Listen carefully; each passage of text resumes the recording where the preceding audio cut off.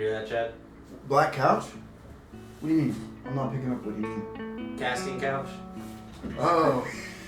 Hey, that'd be a good idea for Jacob, man. He's got it all set up, dude. You don't even have to be here for that. Yeah. I mean, we can video for him if he needs. I do not want to go through those files, I can tell you that. Alright, you guys ready now? Yep, man. It's your forecast. Bang, baby. Getting back into it. Yeah.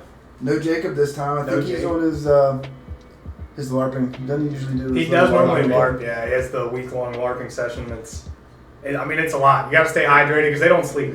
It's like war, you know. It's they're locked in. I think we can get some footage, maybe drop it in here. We should, yeah. Definitely should. Well, he's gone, Cut up? Yeah, Yeah. I think so. We might be able to find some. Jacob highlight texted reel. to us. His LARPing highlight reel.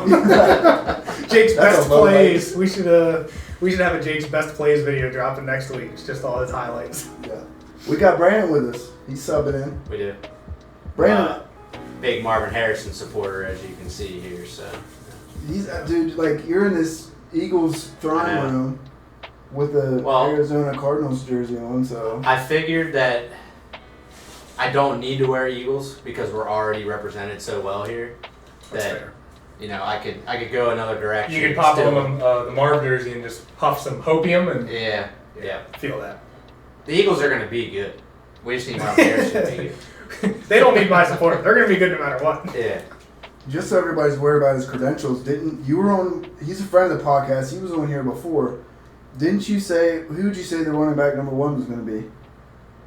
In last year's class? Last Yeah. year's class? Pretty sure you said Saquon. I did? Pretty sure. No, I know you're going down on a limb here because I can read your paper. I am going out on a limb. All right, let's go.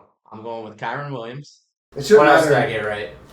I don't remember. I hope I didn't take Sam Laporta. You did. That was all. Spoiler alert, Brandon just took his dynasty team. Yeah. No, I feel like I made one. I should have just taken the guy that I traded away, and I would have been right. Yep. You know, but.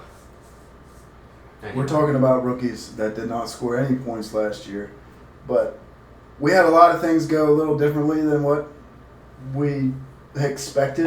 The Cleveland Browns have traded the second pick to the Jacksonville Jaguars. And with the second pick in the 2025 NFL Draft, the Jacksonville Jaguars select Travis Hunter, wide receiver, defensive back from Colorado.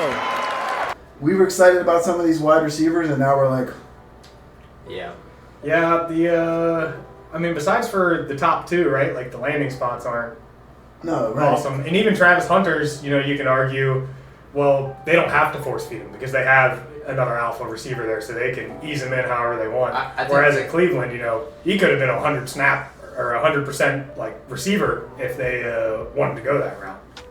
I think Travis Hunter's the hardest person in this entire class to evaluate because he's the only guy that you know is going to play both sides of the ball, and you have no clue what that percentage is on either side. Yeah. So. He's a guy that you could talk about maybe taking at the 4th pick because we were talking before about the top 3. I said the top 3 are going to be pretty much routine. It's going to be Genty and some order of Omarion and Cam Ward. And we're talking about Superflex here. Right. Yeah. So let's talk about what the number 4 pick is. Like this is the time of the year where it's like rookie fever hasn't, or rookie drafts aren't really starting yet. Usually there's like a week. So maybe in like a month they're going to get set in stone. It becomes like a self-fulfilling prophecy when you look at the rankings, and it's like now you sort of know what's expected. It's almost like you want to get in before that happens. Right. Yeah, that's how you get the value. So that, well, you get value, but also then it's not just chalk. We want to have fun when we go down the draft. It's not just like, well, the next pick is It's the X. ADP. You're looking at the ADP, and it's like the real NFL teams don't have any way to gauge what it is. So that's why I think this is the funnest time of the year. For sure. And so let's just talk about who's going to be the 1 of 4. I mean, it could be one of a lot of people. Yeah. It could be Hunter. It could be Ted. You got the Ohio State running backs. Yeah. I mean, Early which one second goes? rounds. I don't Good think. capital. Yeah, I don't think people are gonna want to put the tight end up there, but like these two guys got some really good draft capital at Yeah. least. Maybe not the best Yeah, landing spots. landing but- spot, but like talk about who you guys are taking. I'll start. I'm gonna take. I'm going with Travion. That's my pick at number 4. Is Travion. Yeah. Yeah. I mean, I've seen people take him as early as 3. Yep, same. I mean, I see a lot of 3, but So 3. That means even in Superflex, you're letting number 1 pick Cam Ward go. yep. That's interesting. I think a lot of people are worried about Cam Ward as far as upside goes because he's not a guy that's going to give you 400, 500 rushing yards. You know, you might get 150 out of him, 200 on a really good year. And if you don't have rushing upside of, you know, at least middling level, you got to throw 35 touchdowns, Yeah. you know, 4,000 yards. And that's like, I mean, that's damn impressive. The Chicago Bears have never had that happen ever in their franchise's history. So, I mean, it's not like it's just the kind of stats that are handed out, you know. So, I think he's got the talent, so I could see, you know, him hitting, you know, some seasons like that. But I also understand people taking other options. For me, as much as like we've all been talking about the running back class and how awesome it is and everything, and you guys know I love the Ohio State running backs, and I've been back and forth on which one I love the most. I'm not passing up on a wide receiver with top 10 draft capital to draft a second round pick. I'm not doing it. So for me, it has to be Hunter or Ted. I think they should be the next 2 picks in my opinion. So you're in the camp with Hunter being a wide receiver and not being worried about him playing on defense. Yeah, here's what I'm saying, right? If Travis Hunter, if they said he's just a wide receiver and he was the number 2 overall pick, and if they wanted him to just play wide receiver, I still think he would have been the number 2 overall pick. Like, I think if Jackson, like, regardless of if he was available as a defensive back, I still think he's the number 2 overall pick in the draft. And if a wide receiver got number 2 draft capital, we would be freaking out. We would take him over Ashton Janty. Like, it would be a toss-up. Yeah. Well, if you take a receiver, are they going to be more valuable if they're exactly the same talent level? A receiver is always going to be worth more. So Right. You just have the Yeah. long-term, you know, safety of the player. So, as much as I love the Ohio State guys, it's the 2 receivers for me. I probably go Tet first, just because I don't have to worry about anything. He feels pretty safe. The only target in that offense, in my opinion, that's, you know, worth anything. Not to disrespect 45-year-old Adam Thielen, you know, coming back again. He keeps Yeah, balling he out, doesn't so I don't want deserve that to. kind I of don't want to disrespect. disrespect him too much here, but yeah, that's where I'm at with it. All right, so I can see that, man. Like a number 2 pick, wide receiver. That's who I would go with over Ted. If I'm going wide receiver, if I'm skipping, I'm not a big fan of the landing spot. But normally I don't look into that too much. I just go straight Right. draft capital.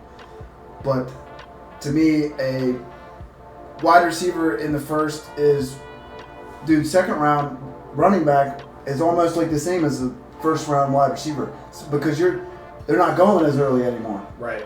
So that's where I'm. But if I was going to go wide receiver, it would be Hunter. Just he's got that number 2 overall pick, man. You don't see that very often. Yeah, I mean, that's just bonkers draft capital. You got 2 guys in the top 10. Like, I wouldn't be arguing for Egbuka or Golden based on their draft capital over those 2 running backs because I think they both landed in pretty solid spots, in my opinion. I think Judkins from day one should have a lot of upside. You know, the offense won't be great, but he profiles as a 20-plus touch kind of guy, get all the goal line work. And he's a decent receiver. They also drafted Dylan Sampson in the 4th round, which is kind of interesting that they doubled up. But yeah, it really didn't help Sampson. I mean, it's just like Tyler Shaw and Shadur Sanders. It's like almost the same scenario, other than that's a lot of. Oh, you're talking about you Dylan mean Gabriel. Or sorry, Yeah. Dylan Gabriel, not. Yeah, not they did Shaw. it. They did But, it to. we don't even need to talk Samson. about Tyler Shuck. That guy is. Yeah. I actually do like Dylan Gabriel a decent amount. You know, He's a nice guy, at least. he's a 12th year senior, but Yeah. Is that who you're going with at 4? I would go Ted if there's no receivers off the board. Only because I am scared of what Travis Hunter ends up being. You know, you're going to spend very high draft capital. You don't want to have a chance of it busting. at the same time, you love the chance for it to be Jamar Chase or Justin Jefferson. You know what I mean? Right. You want to have that premium tier, but you're also, and especially at that position, drafting that high, you need to take value Right. when you can get it. So I have an interesting question for you guys that kind of pertains to what we're on here, and it's totally not relevant to anything I'm doing. So if you guys have Brian Thomas and you're on the clock and Travis Hunter is the value, are you taking him or say Judkins is there? If you already have Brian Thomas, are you going to take Judkins over Travis Hunter, or are you still taking Hunter? Well, I would say for me, whether I had Brian Thomas or not isn't going to factor into it at all. But I would take Judkins just as a matter of, that's what I would take. Right, that's just who you would take. Yeah. So what's the line there where it becomes, I don't know, I mean, I guess like you just said, there is no imaginary line for you because you're just looking at them regardless of your team. And I agree, that's how it should be. Like, and I should do that. And I want to do that, but mentally it's just tough. Like, to go into it and be like, okay, my one first round pick I'm going to spend is the wide receiver 2 on a team that I have 1 on already. And like, I mean, they're both awesome. Don't get me wrong. Like, it's great. But it's just like drafting yourself into something you have to fix kind of deal. I wouldn't change my draft capital at the time of the draft, but I wouldn't keep both of them on my team going into the season. Yeah, that's, I'm looking at attempting to move up a little bit or move back a little bit in that league. So well, I had Najee and Jalen Warren. I guess that's a different kind of situation. Yeah, I mean, but- a lot of times you want to back up your running backs anyway, but But I said that because, and you're looking further down the line for this, but like when Najee goes somewhere else and Jalen's still there, like Najee gets a little bit of a boost, kind of. well, Yeah, both they- of them get a little boost, Tell right? me Like about- you just yeah. have to capitalize on the window at the right tell time. me about the Yeah, boost that Najee got this year. Yeah, I kind of missed that one, but it was a little bit of a boost. I mean, he did get a boost when He he did signed get a with the boost. Chargers. I mean, Yeah. there was a And- window for him and Jalen Warren. But I mean, it's just And he- finding the right time. Anybody that is intellectual would have probably said, I'm going to wait till after the draft on that one just to see what happens. Oh yeah, definitely. So- we did a podcast about it. Like, Yeah. Yeah, I would have never traded for him.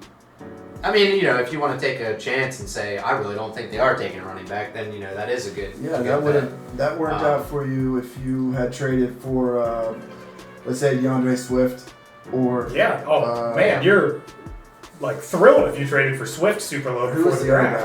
guy? Who was the other guy? Oh, maybe Javonte Williams. Yeah. The Cowboys didn't get nobody. Yeah. There Yeah. was another big one where I was like, oh, Isaiah Pacheco. Yeah. Yeah. Like, I mean, these guys They maintain took their a value. 7th round running back. Yeah, I mean Dallas took Jaden Blue in like the 6th. Yeah. But So who's a player that you loved before the draft and you like they went to some place and you love them even more right now? all right, I got a real good answer for this, All right. but for differing reasons than what I thought it would have been. I'll go with Cam Scatterbill. You know, you guys know I love Cam Scatterbill. The draft capital isn't what I hoped. I was hoping for day 2 capital, just praying for it. So day It's 2, close. day It's 2 real ended, and I close. was kind of upset. But then you go and do day 3, and it's like you're looking at landing spots, right? And it's Giants is probably the best possible landing spot for him Yeah. to go along with any decent draft capital. And they smacked it right away. And it was like, okay, I mean, I'm not upset about that at all. It's the exact kind of back in that situation where the incumbent doesn't really affect what he does that much. Like, I think that they can use Scatteraboo and Tracy in different roles. Like, Tracy has the history as a receiver in college and stuff like that. Obviously, he needs to work on his hands in the NFL coming out of the backfield, but he at least, you know, they should feel confident in him as a route runner and stuff, flexing him out, getting both backs on the field. And obviously, I just love the talent of Scatteraboo. So I'm pretty happy about how that shook out for him. Yeah. Yeah. If they have any sort of offensive continuity at all and they're scoring points, like he should be close to getting like 10 touchdowns. Just Yeah, I mean, by virtue honestly, of being that's- that big, huge. It's white in the guy. range of outcomes, in my opinion, but Yeah. I don't know if the Giants will score 10 Right, touchdowns this that's year. the It thing. depends how Jackson Dart plays, right? I Right. mean, He's- Russell or Russell Wilson, he's sorry. not Russell Wilson. Yeah, my bad. Yeah. Or, sorry, Jameis. They're either going to get a 90-yard touchdown or a dump off, so you know that might help Is the that running for backs out a little is bit. that for Russell Wilson or Russell Jackson Wilson. Dart? Oh, okay, yeah. I thought that was Jameis is the 90-yard touchdown. Yeah. Wilson's the check down. They need Dart right in the middle. Yeah, Somewhere in the middle. Russell Let's just get a drive. Russell Wilson is going to throw the ball downfield. We already know it. It's either going to be a sack or a So, touchdown. is Malik Neighbors better than George Pickens at a jump ball? Probably. Yeah. He is. But it's tough. we'll see who the quarterback is, and then I think that's going to change a lot for the Giants. Is that who you love? You still love is Jackson Dart? He is one of them. I don't want to use him as my one, but he is a runner-up. He's Okay. I do he's agree very with that. close. He's on the podium for me too. So mine is R.J. Harvey Okay. because anybody that goes to Denver is an absolute smash, and I liked his tape before that. You just don't.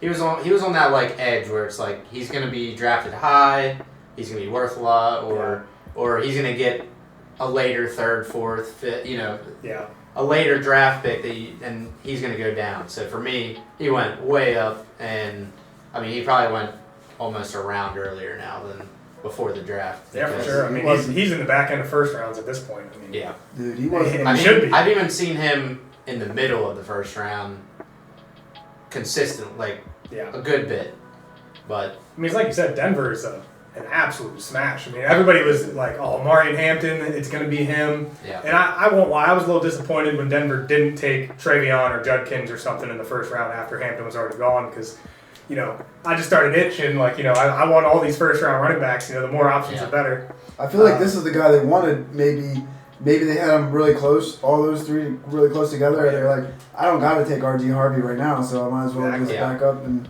Yeah, I mean, I think it worked out for them. And, I mean, Sean Payton loves a good pass catching running back. Yeah, R.J. Harvey profiles perfectly as that. So, dude, this guy, it could have been your guy, Bajal Tootin, right there, because I think these guys are pretty similar players. right. Yeah. Bajal Tootin maybe a little bit faster, but Yeah, Harvey a little bigger. So, Harvey there's a though, small like, trade off, but. but I went.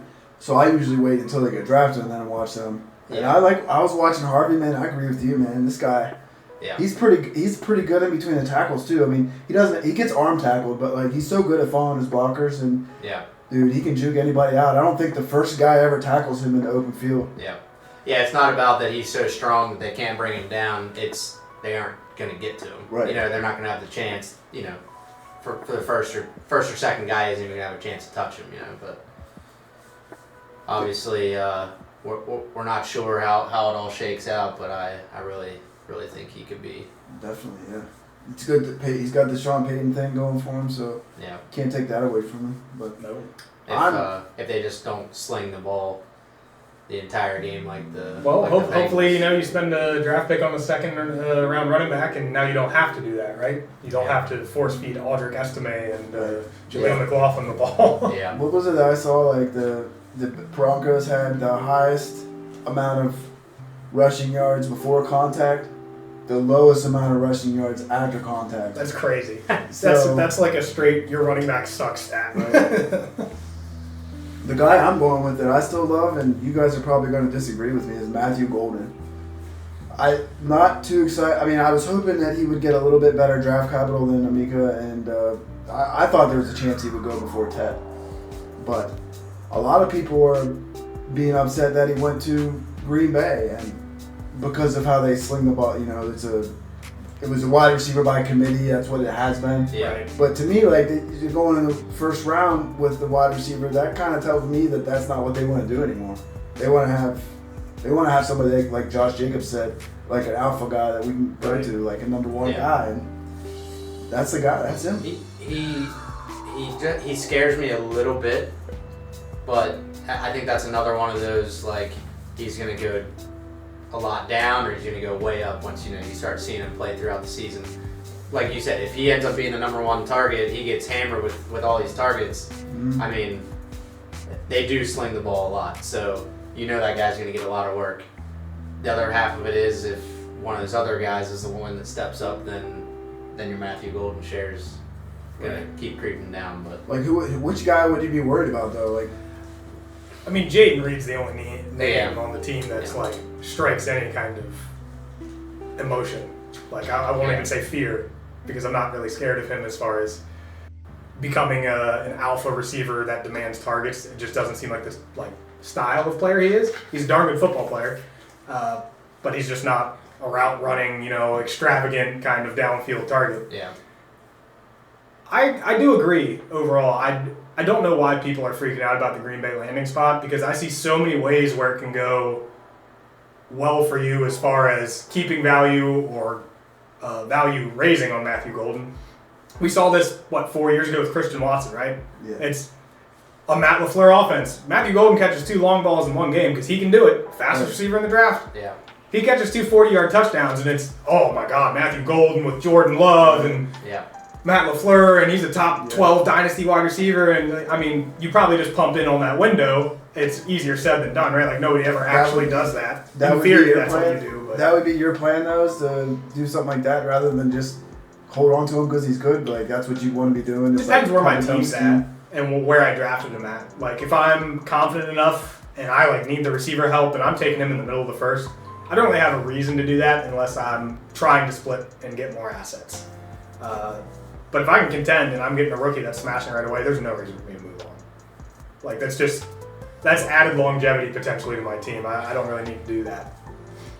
All right. Well, next topic is a guy that you loved before the draft and now you're just so mad. I think you guys might have the same guy. So I'm going to start with Tyler Warren. I think I stole him from you. Dude, I mean, yes, but that wasn't my guy. All right, I got you. But just, man, trying to find somebody to throw. I mean, I guess it's good that he got the top 14, whatever. But that's about the only thing you can say about it because he doesn't have a good quarterback. Who's going to be? I mean, if it's Richardson, man, it's like, oh Jesus. But Daniel Jones isn't that great either. But then on top of that, you don't even have the Bowers thing where it's he's the only guy to throw to. They got a bunch of different guys to go with. So yeah, they got stud running backs. Yeah, I agree. I don't love the spot. I'm trying not to do what I did with Bowers last year with it, where it's I'm writing him off entirely because that's exactly what I don't care about the first round tight end and he has a bad situation. I'm not saying Tyler Warren is Brock Bowers because he's not. Just as far as the prospects go, he's not. Bowers is one of the best prospects we've seen in a long time at the tight end position, as far as being a complete dynamic tight end threat. But I'm not going to act like Anthony Richardson can't play to the level of Gardner Minshew and Aiden O'Connell. That's in the range of outcomes. Daniel Jones can definitely play to that level. So even though historically the Shane Steichen offense doesn't really feature tight ends, and Richardson and Daniel Jones don't historically target tight ends, that's top half of the first round draft capital. Clearly they understand that it was a need and something they were missing. I've even thought about it as maybe a Taysom Hill kind of deal where they don't want to use Anthony Richardson inside the 5 anymore. And we saw Warren do that a lot at Penn State. Where, he had passing, rushing, and receiving touchdowns. So I could see him doing any of those things. I feel like you don't draft a tight end that early to block for you. Right. You know what I mean? Yeah, definitely not. But because you can get a blocking tight end just about anywhere. So they're going to use him. Yeah. It's just a matter of, is the quarterback competent enough to get him the work that you want out of that position? Right. When the quarterback's only throwing 3,500 yards a season, there's just not a lot to go around. And even if you do feature him, I think if Anthony Richardson is the starting quarterback, this is the year where he's gonna make a move, or he's gonna be. I agree. Gonna be gone. Not gone, but so forgotten about. So is your argument is saying I don't hate it so much because this year might be bad, but then they're either gonna you have time. Yeah. Right. All right. I can buy that. And if I draft him, he's gonna be the tight end 1. So I would trade for it. You would trade him after that. If I draft a tight end, trade for it because I've done it the last 2 years. Just didn't keep the last one. Yep. So is your guy gonna be Colston then? Who's your guy? No, I'm gonna go later. And the guy that we talked about earlier, I was really excited for Restrepo. Oh, okay. I was really hoping he got better draft capital than it hoped for. Then none. Yeah, I was really hoping for some draft capital. Yes. You know, and he was kind of one of those guys, you know, I wanted to take in the late second, you know, something like that. You know, I felt like I could really get a good value there. And then... Well, you can get some good value. Yeah, he's going to be great value. And I might still have him on my team, you know. Taxi squad needs some guys. $1. Yeah. That's all it takes, a fab, man. It might be 0. And that's your guy. Might be a 0. Yeah, you can sneak him through for none. Yeah. I don't even have to get, you know, money off of Chad to get him No. through. Yeah. Dude, what is it that you like about him so much, though? He just seemed kind of like that Jaden Reed, kind of like you just get him the ball and he's going to make a play. You know, just getting him the ball would be the hardest part about him being good in fantasy. You get him the ball and he just is electric. He's going to do something with it. He's going to, you know. In my opinion, I think those are the toughest kind of guys to gauge how the NFL is going to feel about them. Right. Because it could be anywhere from Luther Burden draft capital, where they're the same style of player, and the film looks pretty, you know, relatively similar. It's just, I don't know what the NFL is looking at that, you know, we're not specifically to really differentiate these guys, but it's tough to tell for us. Yeah. When I watch a lot of games and I say, oh man, I love these guys, and then the NFL is like, we don't. And then all of a sudden, You're actually wrong. they play in the NFL, and it's like, oh, they are good. They just didn't draft them good. You know, and it's like, so for me, I'm really having trouble, and Nate knows this because we've talked hours upon hours about football. Like last year, I told him the LSU guys are like, they're it. Yeah, They're the cream he of the crop. spent months saying Jaden Daniels, Malik Neighbors were his top 2 players in the draft. And then I took Marvin Harrison because I had to. Right, Like, and we that's what talked everybody about said. that, right? Like where it becomes chalk, and it's like you feel like an idiot if you're not taking the obvious one or two. Yeah, so I was like, I'm gonna feel like it. Nah, and I still think Marv's good. It's not anything to do with Marv. Yeah. But I probably should have taken a quarterback at the second pick, and you know I didn't. But Well, they had the opposite feeling when he took Achane. He was like, because you took him with like number 10 or It was 9, number 9, and it I was felt. proud of him. Well, I he said, was "You a gotta guy go like through-" you know how I feel about Achane. So I Yeah. loved him coming out of college. I spent the late first on him, and it felt bad. And I just I passed on Zach Charbonnet, and I was. You should just take whoever you think is good. Like, Yeah. there's a draft capital thing, and you're just playing the numbers, but like, there's such a wide range, dude. Yeah. Like, well, you're just doing historical averages, like, and the amount of variance that there is crazy. Yeah, So, even the NFL is not good at drafting. right. Yeah. Yeah. well, Brock Bowers. I told him the entire time, if he slides to me, it's gonna be ridiculous, and I'm absolutely taking him. There's no shot I'm not taking him. I take him immediately. I cook up this trade to get rid of him because I'm like, I don't want Laporta and this guy. You know, I'm obviously starting Laporta. It's not even close. I would rather say, I made the analytical call, right? Like I played the numbers and I lost, but I put the odds as high in my favor as possible. That way I can't blame myself. Yeah. I hate when I make a bad trade or make a bad pick and I'm looking at it and I'm like, what the hell am I doing? You just like to have that built-in excuse in the back of your mind, like, Yeah, Feel bad about it's it. not my fault. right? Yeah. This is what everybody else is doing. Well, I want something that is your fault right now. Who is the guy that you? What was the topic? Oh, I love that I now hate Yeah, you loved him before, now you don't. Ollie Gordon. I mean, Oh, yeah. it's obviously, you know, throughout the entire offseason, his stock just plummeted. Like, you heard nothing about Ollie Gordon. So I didn't really know how it was going to shake out with him. Obviously, his 2024 was significantly worse than his 2,000-yard season the year prior. But he looked so good in 2023 that it was just kind of a guy I was holding on to hope for, and kind of like in the Cam Scatabo range. Like, I was expecting him maybe in the 4th or so, but to go in the late 6th to Miami, it's just No, not. dude, that's like, I was excited for him too. He looked good. He heard of that guy. Yeah. Well, He's like a physical, like huge guy that can Yeah. run fast, and jump over people. But you know what? You know, there must be something between the ears, or doesn't work hard, or I don't know. I mean, I'll tell you, Nate loved this guy. I mean, last year after the year, he's like, next year, Ollie Gordon. Yeah, it was Ollie Gordon, Ashton Jeanty. I said Yeah. those were my two. And Yeah. boy, oh You boy, were right did about one. they went opposite directions. Yeah. I still like the guy. I mean, it's hard for me to hate him.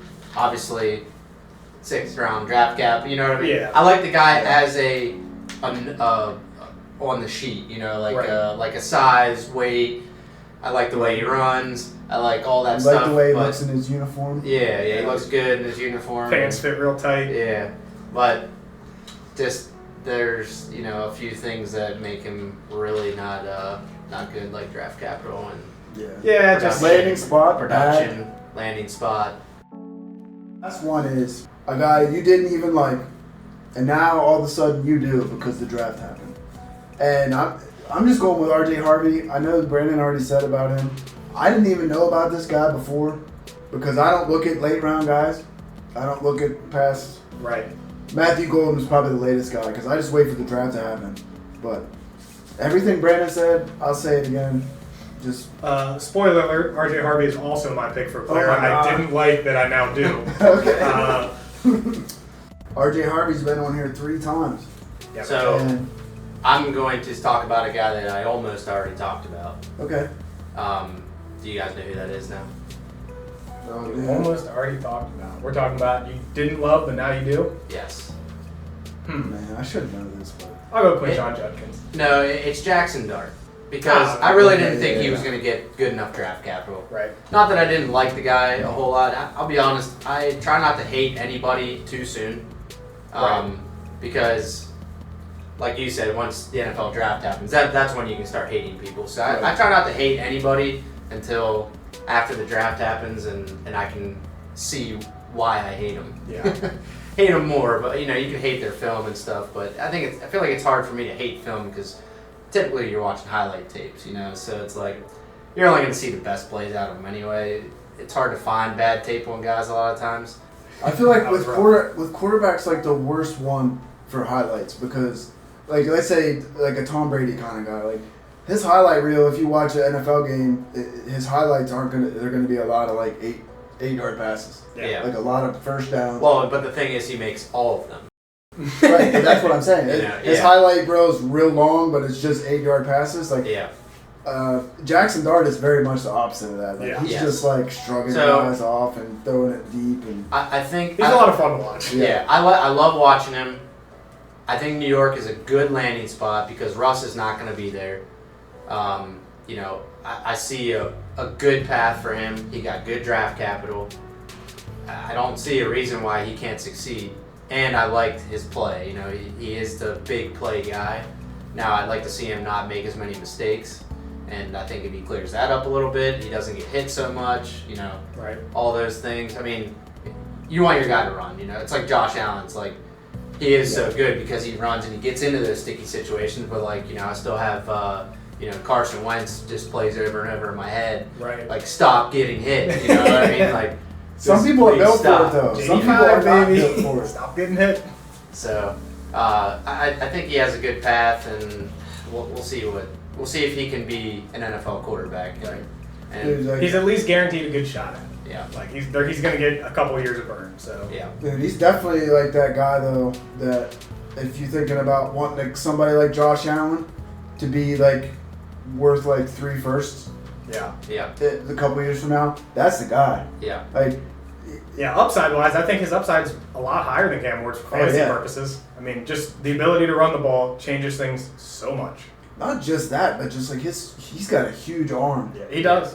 And I think it's something to say that they traded back into the first to get him. Right. It wasn't Yeah. like, well, he's here at our pick, do we take him? It Yeah. was, we're going to trade up and we're going to get this guy.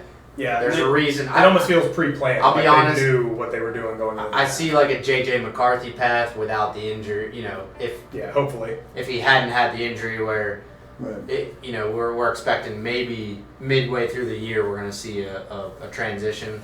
I think if they transition, it would probably mean that they're not playing very well. So Right. it might not be the best scenario, but in year 2, 3, 4, 5, that might be when you're. I think he can start week 1. Yeah, no, I think he Yeah, can, definitely. but I don't know. I feel like I just don't see him signing Russ without guaranteeing him some playing time, because I just That think he might- just would not have signed there. I don't want to. I want to temper my expectations for Dart and say, okay, it might not be a year 1 Right. start or a fantasy production of any sort. 2, 3, 4 is where I'm shooting for. Right. But And I'm hoping I got the 10th pick in one of my leagues. It's kind of like I'm torn between a couple different guys there, Yeah, well, But it got really I would hope hard throughout the draft at the end of the first to be like, Yeah. well, which one do I want to take and which Right. one do I want to pass on? Because it's like I have the 112, and I'm like, man, I feel like I could take like 6 guys here. Yeah, exactly. You know? That's I'm in the same boat. I have the 11 in a spot, and I'm like, I just hope Dart or Harvey's there. Just like let me get one of these guys fall to me, and it probably won't happen by the time we draft. But In one of my leagues, I got 7 picks in the second round holy, because I traded Caleb Williams for 4 second-round picks. So we're going for like Jaden Higgins. I think we talked about this. He's almost like sort of in a tier in between. But like I'm starting with like Luther Burden. We got going from like Luther Burden to Kyle Williams. Like, which of these receivers are you liking? Like, I you have can, any? I can go ahead and pick? pick one out of there because I've been on this guy yeah. hot. Say I have a super easy answer, and I'm surprised it wasn't your love and then still love guy. We're still talking Ole Miss, right? Yes. Yeah. He's Okay. been a guy that I've been very, very high on the whole time, hoping he's getting draft capital. Trey Harris is like, for me, I'm a sucker for a tall wide receiver that can go up and get the ball. Right. It just seems to never work out for me. But, He's the guy that went to the Chargers, right? Yes. Yeah. Yeah. Second round. Yeah, I have the other guy on the Chargers that fits Yeah, that dude, same. you're gonna mold be that, tough to. It's gonna be tough for you to pick between the two of them, huh? Yeah, Quentin Johnson, you know, I mean, really need to keep him. But, I mean, just Quentin Johnson, I mean, great athlete. Right. He just can't figure out how to get his hands around the ball. You know, it just Yeah. seems I to. feel like that's kind of the opposite of Trey. Trey Harris, yeah. He's He big, catches yeah. everything. He's big, but like, dude, he does not look fast at all. He doesn't Yeah. look fast or agile at all Yeah. to me. No, he's just a big body. Yeah. Clearly talented. He can jump. Yeah, he can jump. My only issue I've had with anything about Trey Harris's profile is the lack of routes underneath. It's very similar to DK at Ole Miss, and I can't say enough about Ole Miss to know about coaching and coordinators and who was there when DK was there and who's there now. But I mean, we're talking like 89-90% of his routes were go, posts, and corners. He's just running deep routes. There's nothing underneath. There's no curls, no slants, nothing of that nature. And that's the bread and butter for fantasy, in my opinion. Yeah. Getting those 5 to 6 easy completions every week for 50 yards, and then everything else is great. Dude, I have heard that about what is it, Kiffin that used to coach there? Yeah, Lane Kiffin. Like that's just the offense. Like it's very simple, Right. and that's why a lot of people weren't liking Jackson Dart either. But when it comes to, Yeah, are you? because you see his snap count with John Gruden. He goes, all right, well, how'd you do your snap? And he just went, Just clap. clapped his hands. That was the only snap count that he did. Or he had another one where he clapped twice. It's like, Gruden was like, seriously? That's it? He's like, yeah. And he's like, Keep it simple, Wow. stupid, right? I don't Yeah. know, but Yeah. I see it, like now you look at DK and like the way he's transitioned into the NFL from that offense is, well, he doesn't really have that kind of skill set. He's not going to be a guy that goes out there and puts his foot in the ground, turns around, Right. and leaves the guy in the dust. Like that's never. He doesn't have that. yeah. Yeah, it's DK's going to burn you, or he's going to catch one stiff arm and take off. Right. Those are his options. I don't know about. Guys stick out to me. He's just one of the guys that I was like, okay, who's this guy? You know, like, holy moly. Return, shot to the sideline. Caught! Room to run. Trey Harris is gone. Jaden Higgins is somebody that I think profiles very similarly to Nico Collins. Right. Yeah, that's what I've. Yeah, And he that's what landed I've perfectly in Houston in a spot where somehow, some way, they desperately need receiver help after, Right. hitting on Tank Dell and then They got signing the two Stephon guys. Diggs. They got the two guys And from they're the same gone. team. Higgins is the guy I like from the 2 they drafted, more than Noel, but he's just a big body. I love all the sideline stuff. I mean, I'm a sucker for these guys too. So anybody who profiles in a dominant manner, that we can see in college that can translate is what I'm You looking know, for. do you want a Luther Burden where you're like, well, if he gets a lot of volume, he should be good. You want the guy that's like, that guy's just going to go up and catch them. Like, he's just going to go up there and get it. Well, and the problem with Burden specifically is, I think coming into the draft, he was higher than all these guys we're talking about, for sure. Yep. And I think the NFL viewed it that way too, for the most part.